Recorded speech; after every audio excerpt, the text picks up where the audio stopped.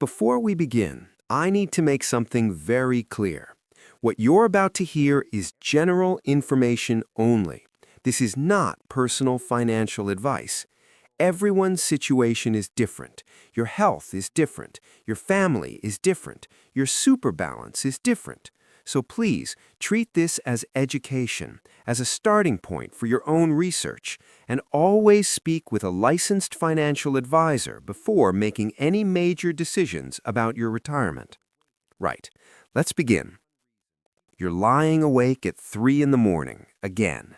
Your mind is racing. The mortgage is almost paid off, or maybe it's already gone. The kids have finally moved out, well, most of them anyway, and you're thinking about the next chapter, retirement. The word itself feels strange, doesn't it? Because you've spent 40 years, maybe more, being useful, being needed, and now you're looking at a new life, a life where you're supposed to relax. But instead of feeling excited, you feel anxious. You're worried about money. Of course you are. You've seen the news. You've watched the cost of groceries climb. You've felt the sting every time you fill up the car with petrol.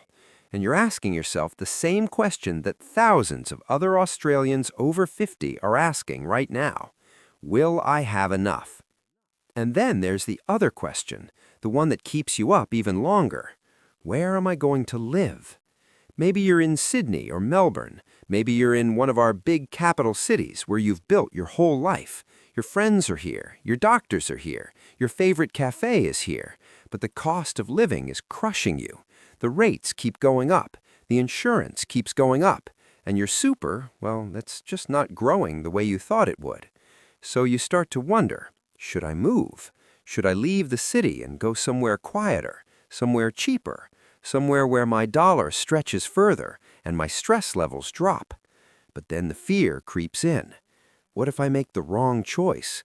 What if I move to some town in the middle of nowhere and I can't get to a decent hospital? What if I'm lonely? What if I'm bored? What if I hate it and I've already sold my home and I can't go back? I understand. I truly do. And I want you to know something right now. You're not alone in feeling this way. This is one of the biggest decisions you'll ever make, and it's okay to feel scared. It's okay to feel overwhelmed, because this isn't just about money. It's about your life, your happiness, your health, your sense of belonging. Today, we're going to walk through this together, slowly, carefully.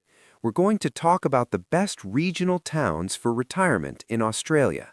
Not just the cheapest, not just the prettiest, but the ones that actually make sense for someone in your position, someone who needs good health care, someone who wants community, someone who wants to feel safe. We're going to look at what's changed in this country over the last 20 years. We're going to talk about the real costs you need to consider. We're going to meet a fictional couple, Bruce and Jenny, who faced this exact decision. And we're going to give you a clear strategy, a roadmap you can follow. By the end of this, you won't have all the answers, but you'll have the right questions, and you'll feel a little less alone. The Australian context.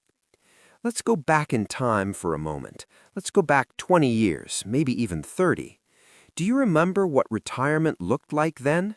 If you were lucky enough to have parents or grandparents who retired back in the 80s or 90s, you saw something very different to what we see today. Back then, a lot of people stayed exactly where they were. They'd paid off their home in the suburbs, they had the age pension, maybe they had a small nest egg, and they just stayed put. They knew their neighbors, they walked to the local shops, they played bowls on Saturday. Life was simpler. But something has shifted, and you felt it. We all have. First, housing prices went through the roof, especially in Sydney and Melbourne. A modest 3-bedroom home in the suburbs that might have cost $200,000 in the 90s is now worth well over $1 million, maybe more. And if you own that home outright, you might think you're wealthy. On paper, you are. But you can't eat bricks and mortar, can you? You still need to pay rates, insurance, maintenance, and if something big goes wrong, a roof, a plumbing disaster, you need cash, real money. Second, the cost of living has exploded, not just housing, everything. your electricity bill, your water bill, your groceries. A kilo of mints that cost $6 10 years ago might be $15 now. A loaf of bread, a cup of coffee, it all adds up. And if you're on a fixed income, if you're living off your super and maybe a part-age pension, every dollar matters. Third, our population has changed. We're living longer. That's wonderful. But it also means your retirement might last 20 years, 30 years, maybe more. Your super needs to stretch further than your parents ever did. And that creates pressure, real pressure. So Australians started asking a question our parents didn't really ask. Should I move somewhere cheaper, somewhere regional, somewhere where my money goes further and I can actually enjoy my retirement instead of just surviving it? And the answer for many people has been yes. We've seen a migration, a slow but steady movement of retirees out of the capitals and into regional areas. Towns that were once sleepy and quiet suddenly have new cafes, new medical centers, new energy, because retirees bring money, they bring stability, and they bring demand for services. But here's the thing, not all regional towns are equal. Some are booming, some are dying, some have excellent health care, some have nothing. Some have strong communities, some are isolated and lonely. And if you make the wrong choice, you could end up worse off than when you started. That's why we need to be smart about this. We need to understand what makes a regional town genuinely good for retirement. Not just cheap, not just pretty, but genuinely livable for someone over 50 who wants safety, comfort, and peace of mind. The Deep Dive, Part 1. So what are we actually looking for? What makes a regional town the right choice for retirement? Let me break this down into 7 key factors, 7 things you absolutely must consider before you even think about packing a box. Factor 1, healthcare. This is non-negotiable. You might be healthy now, you might feel great, but you're over 50, and the reality is things change. You need to know that if something goes wrong, if you have a fall, if you have chest pain, if you need surgery, you can get help fast. So when we talk about a good retirement town, we're looking for a place with at least a regional hospital, not just a tiny clinic, a proper hospital with an emergency department. Ideally, you want specialists, cardiologists, orthopedic surgeons, oncologists. You want imaging services, X-rays, CT scans, MRIs. You want pathology, blood tests, all of that. Now, I'm not saying you need a major teaching hospital on your doorstep, but you need something solid, and you need to be within reasonable driving distance, let's say under an hour, from even better facilities if things get serious. Some regional towns have fantastic health care, others have almost nothing, and that difference could literally save your life. Factor 2, cost of living. This is obviously a big one, but it's not just about house prices. Yes, you might be able to buy a 3-bedroom home in a regional town for half of what you'd pay in Sydney, but what about everything else? What are the rates? Some regional councils charge surprisingly high rates because they have smaller populations and big infrastructure costs. What about water? What about electricity? What about groceries? Some small towns only have one supermarket, and prices can be higher because there's no competition. What about petrol? If you're driving everywhere because there's no public transport, you're burning through fuel. And here's something people often forget: maintenance. Older homes in regional areas can be cheaper to buy, but they might need work. New roof, new plumbing, stumps, termites. You need to factor that in. So when I say cost of living, I mean the whole picture, not just the purchase price of the house. Factor 3, climate. You might think this is just about personal preference, and sure, some people love the heat and some people love the cold, but climate affects your health, it affects your bills, it affects your lifestyle. If you move somewhere scorching hot, you'll be running the air conditioning all summer. That's expensive. And if you have any respiratory issues, extreme heat can be dangerous. On the flip side, if you move somewhere freezing cold in winter, you'll be running the heater constantly. And damp, cold conditions can worsen arthritis and other joint problems. Think about natural disasters, too. Bushfires, floods, cyclones. Some regional areas are at much higher risk than others, and that affects your insurance. It affects your safety. It affects your peace of mind. Factor 4. Community and social connection.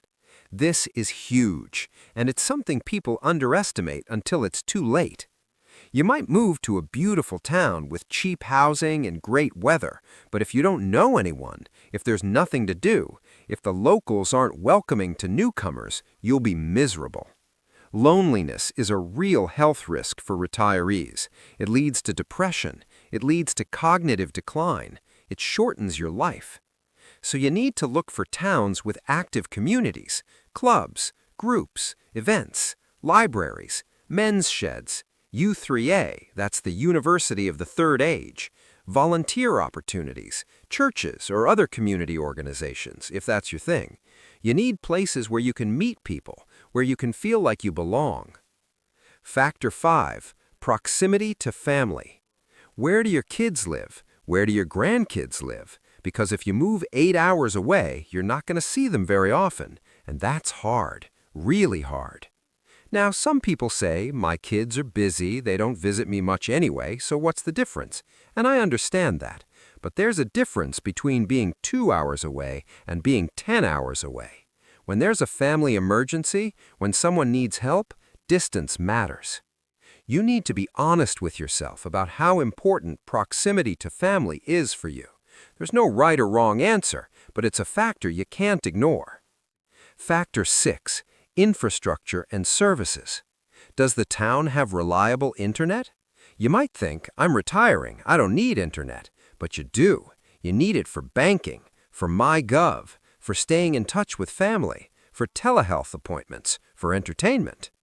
What about public transport? If you can't drive anymore in 10 years, how will you get around? Does the town have buses, taxis, rideshare?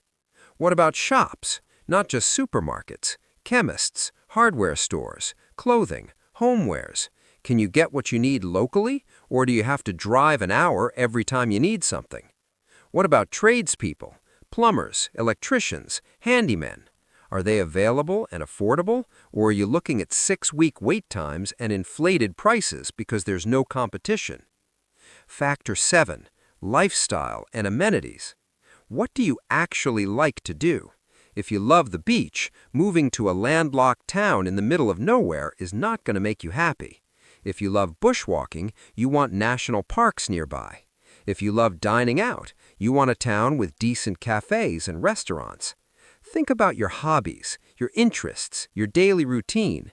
Will this town support the life you want to live, or will you feel trapped and bored? These 7 factors are your checklist. And every town you consider needs to be measured against them, not just 1 or 2, all 7. The Deep Dive, Part 2. Now let me introduce you to Bruce and Jenny. They're not real, but they could be. They're a composite of dozens of people I've worked with over the years, and their story will help you see how this decision actually plays out. Bruce is 62, Jenny is 60. They live in the outer suburbs of Melbourne. They've been in the same house for 30 years, 3 bedrooms, brick veneer, nothing fancy, but it's theirs. Mortgage paid off 5 years ago, and according to the latest valuation, it's worth about $900,000. On paper, they're doing okay. Bruce worked in logistics. He took a redundancy package 2 years ago and hasn't worked since. He's not officially retired, but let's be honest, he's done. Jenny worked part-time in administration. She's still working 3 days a week, but she's tired. Her knees hurt. She wants to stop. They've got about $400,000 in super between them. Not bad, not amazing, but enough if they're careful. Their problem is this. The cost of living in Melbourne is killing them. Their rates are over $3,000 a year. Their home insurance is nearly $2,000. Their electricity bill is out of control. They spend over $300 a week on groceries, petrol, tolls, rego. It all adds up. And they're looking at their super balance and they're thinking, this isn't going to last 30 years, not at this rate. So they start talking about moving, somewhere regional, somewhere cheaper. They've got friends who moved to the coast and love it. They've got other friends who moved inland and hate it. They're confused, they're scared, but they know they need to do something. They start researching. They look at property websites, they join Facebook groups, they read blog posts, and they narrow it down to 3 towns. Let's call them Town A, Town B, and Town C. Town A is a coastal town about 2 hours south of Melbourne. Beautiful beaches, mild climate, house prices around $400,000 to $500,000 for a decent 3-bedroom place. It's touristy, lots of cafes, lots of retirees, good medical center, but the nearest hospital is 40 minutes away. The community is friendly, but a bit cliquey. Lots of people have been there for decades, and newcomers sometimes struggle to break in. Town B is inland, about 3 hours north, much cheaper. Houses around $300,000 to $350,000, bigger blocks, flat land, hot in summer, cool in winter. There's a regional hospital right in town, good services, active men's shed and community groups. But it's not pretty. No beach, no mountain views, just paddocks and farmland. And it's a long drive to Melbourne if they need to visit family. Town C is in the mountains, about 2.5 hours east. Cooler climate, stunning scenery. Houses around $450,000 to $550,000, lots of artists and tree changers, great community vibe, farmers markets, festivals. But healthcare is patchy. The local clinic is small, and the hospital is an hour away. And in winter, it gets cold, really cold. Heating bills are high. Bruce wants Town A. He loves the beach. He's always dreamed of living near the water. Jenny is worried about the distance to the hospital. Her mom had a stroke, and it was terrifying, and she doesn't want to be 40 minutes from help if something goes wrong. Jenny likes Town B. It's practical, it's cheap, it's got good health care, but Bruce thinks it's boring. He says, "I didn't work 40 years to retire in the middle of nowhere staring at brown grass." They're stuck. They visit all 3 towns, they stay a weekend in each. They talk to locals, they look at houses, and slowly they start to see the trade-offs. Town A is beautiful, but expensive, and the cliquey vibe bothers Jenny. She's worried they'll be lonely. Town C is gorgeous, but the healthcare gap is real, and the cold winters would mean high heating costs, which defeats the purpose of moving somewhere cheaper. Town B is the sensible choice, but it doesn't excite Bruce. It feels like giving up.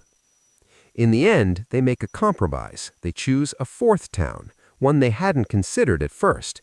It's a regional city, not a small town, about 2 hours from Melbourne, population around 40,000. It's got a proper hospital with specialists. It's got infrastructure, multiple supermarkets. Good internet, active community groups. The climate is moderate, not beach, but there's a river and nice parks. House prices are around $400,000. It's not Bruce's dream of beach life. It's not Jenny's ultra-practical choice, but it ticks enough boxes for both of them. And most importantly, they both feel safe there. They feel like they could build a life there. They sell their Melbourne house for $850,000 after costs. They buy a 3-bedroom place in the regional city for $400,000. That leaves them $450,000 in cash, plus their $400,000 in super. Suddenly, they're in a much stronger position. They've freed up capital. Their cost of living drops by about 40%.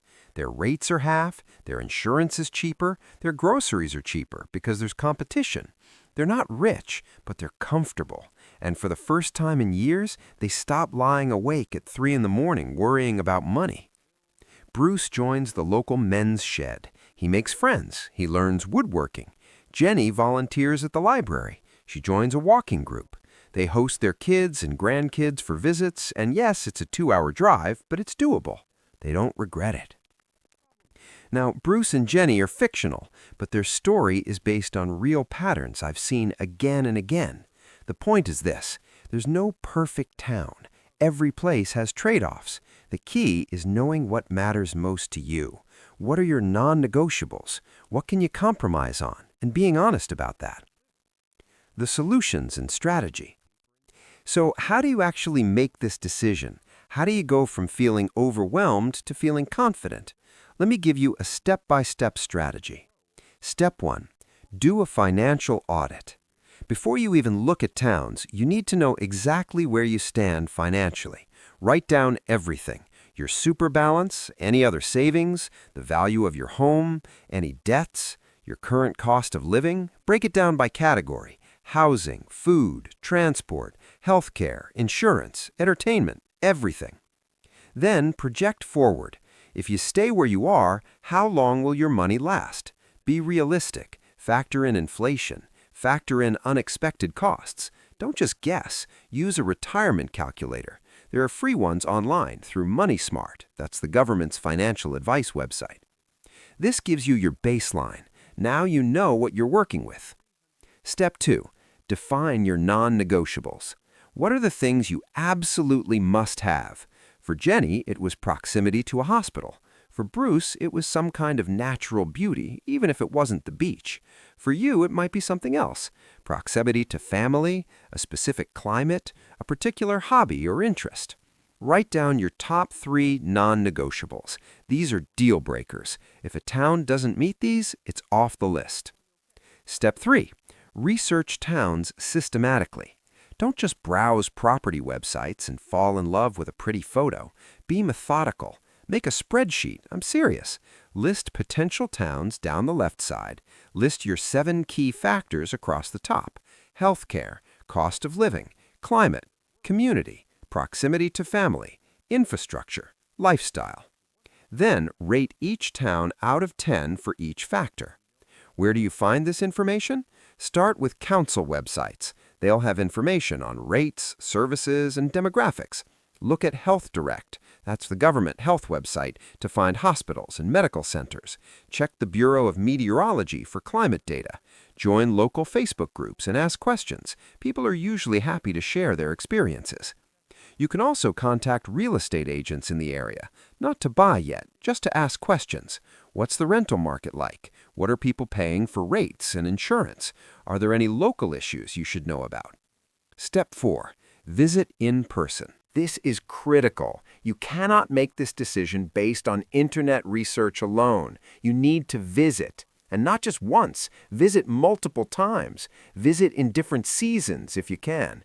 Visit on a weekend and a weekday. Walk around the town center. Go to the local shops. Have a coffee. Talk to people. Ask them what it's like to live there. People are usually honest if you approach them the right way. Stay in an Airbnb or a motel for a few days. Live like a local. Go to the supermarket. Drive to the hospital and see how long it actually takes. Check out the community notice boards. See what's on. Are there activities that interest you? And pay attention to your gut. Do you feel comfortable here? Do you feel safe? Can you imagine yourself living here? Sometimes a town looks perfect on paper, but just doesn't feel right. Trust that instinct. Step 5. Run the numbers properly. Once you've narrowed it down to 1 or 2 towns, get serious about the finances. If you're planning to sell your current home and buy in the new town, what's the real cost? Factor in agent fees, conveyancing, stamp duty, if applicable, removalist costs. What will you net after all of that? Then look at the ongoing costs in the new town. Get quotes for home insurance. Call the council and ask about rates. Look at utility costs. Some councils publish average costs online. Talk to locals about what they actually spend. And think about healthcare costs. If you're further from specialists, you might have to travel for appointments. That's petrol, that's time, maybe accommodation. If you need regular treatment, that adds up. Don't forget about the social costs, too. If you're moving away from family, you'll be spending more on travel to visit them, or they'll be spending more to visit you. It all counts. Step 6. Consider a trial run. If you're really uncertain, consider renting in the new town for 6 months or a year before you sell your current home. Yes, that means managing 2 properties for a while, but it's a way to test the waters without fully committing. Some people do this and love it and make the move permanent. Others realize it's not for them, and they're grateful they didn't sell up first. Obviously, this only works if you can afford to keep your current home while renting elsewhere, but if you can swing it, it takes a lot of the risk out of the decision. Step 7. Get professional advice. And I mean real professional advice. Talk to a licensed financial planner. They can help you model different scenarios. What happens if you move? What happens if you stay? What happens if you downsize but stay in the city? They can help you understand the Centerlink implications too, because if you free up capital by downsizing, that might affect your age pension eligibility. Talk to an accountant about any capital gains tax implications. Usually, your primary residence is exempt, but there are edge cases and rules around timing. And talk to a solicitor when you're ready to buy. Make sure you understand everything you're signing. Yes, these professionals cost money, but making a $400,000 decision without proper advice is like doing surgery on yourself. It's not worth the risk. Step 8. Make the decision, but have a backup plan. Eventually, you have to decide. You've done the research, you've visited, you've run the numbers, you've got advice. Now you have to take the leap. But here's the thing, it's not irreversible. If you move and you hate it, you can move again. Yes, that's disruptive. Yes, it costs money, but it's not the end of the world. I've seen people move to a regional town, realize it's not for them, and move back to the city or to a different town. Life goes on. So don't put so much pressure on yourself to make the perfect decision. Make the best decision you can with the information you have, and give yourself permission to change your mind if you need to. Towns worth considering. Now, I'm not going to give you a definitive list of the best towns, because what's best for Bruce and Jenny isn't necessarily best for you. But I can give you some categories of towns that tend to work well for retirees, and some examples within those categories. Use this as a starting point for your own research. Category 1. Regional cities. These are bigger centers, usually with populations over 30,000. They have proper hospitals, multiple supermarkets, good infrastructure. They're less isolated. Examples include places like Ballarat in Victoria, Bendigo in Victoria, Albury-Wodonga on the New South Wales and Victoria border, Dubbo in New South Wales, Toowoomba in Queensland, and Launceston in Tasmania. The advantage of regional cities is that they have services. You're not going to struggle to find a plumber or a specialist. The downside is they're more expensive than small towns, though still much cheaper than capital cities. And they can feel a bit busy. If you're looking for total peace and quiet, a regional city might not be it. Category 2. Coastal lifestyle towns. These are the classic retirement destinations. Beaches, mild climates, relaxed vibe. Examples include Port Macquarie in New South Wales, Victor Harbour in South Australia, Hervey Bay in Queensland, Busselton in Western Australia. The advantage is obvious. It's beautiful. It's lifestyle. The disadvantage is that everyone else knows this too, so these towns can be expensive, they can be crowded in peak season, and the local economy is often based on tourism, which can feel transient. Category 3. Inland regional centers. These are places like Wagga Wagga in New South Wales, Shepparton in Victoria, Mildura on the Victoria-New South Wales border, and Mount Gambier in South Australia. They're practical, they're affordable, they usually have good services because they're agricultural hubs. The advantage is value for money, your dollar goes further. The disadvantage is they're not glamorous. If you need natural beauty to feel happy, these towns might not cut it, and they can be hot in summer and cold in winter because they're inland. Category 4. Tree change villages. These are smaller, often arty communities in scenic areas. Places like Castlemaine in Victoria, Bellingen in New South Wales, Margaret River in Western Australia. They attract creatives, retirees, and people looking for a slower pace. The advantage is community vibe. These places often have fantastic community spirit, farmers markets, festivals, volunteer opportunities. The disadvantage is they can be expensive because they're trendy, and healthcare can be patchy because they're small. Again, these are just examples. You need to do your own research. And remember, every town is different. Even two towns that look similar on paper can have totally different feels. The conclusion. We've covered a lot today. Your head might be spinning a bit. That's okay. Take a breath. Let me bring this back to where we started. You're lying awake at 3 in the morning. You're worried about money. You're worried about the future. You're wondering if you've made the right choices in life. And you're asking yourself, where should I spend the last chapter of my life, the third act? Here's what I want you to remember. This decision is not just about money. It's not just about finding the cheapest town or the prettiest view. It's about designing a life that makes you happy, a life where you feel safe, a life where you feel connected, a life where you wake up in the morning and you're glad to be where you are. Some people will tell you to stay where you are. Don't uproot yourself. Stick with what you know. And you know what? For some people, that's the right answer. If you've got strong community ties, if your family is close, if you can afford to stay, then maybe staying is the best choice. But for others, moving to a regional town is one of the best decisions they'll ever make. It gives them financial breathing room. It gives them a fresh start. It gives them a chance to reinvent themselves in a place where no one knows them as the person they used to be. They're just themselves, and that can be incredibly freeing. There's no right or wrong here. There's only what's right for you. And here's the thing. You've earned this. You've worked hard your whole life. You've raised your family. You paid your taxes. You've done your bit. And now it's your turn. Your turn to think about what you want. Your turn to prioritize your own happiness and well-being. That's not selfish. That's sensible. So take your time with this decision. Don't rush, but don't avoid it either. Because the worst thing you can do is drift.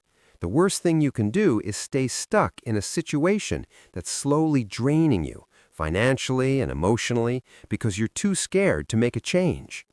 Do the research, visit the towns, run the numbers, get advice, and then make a decision.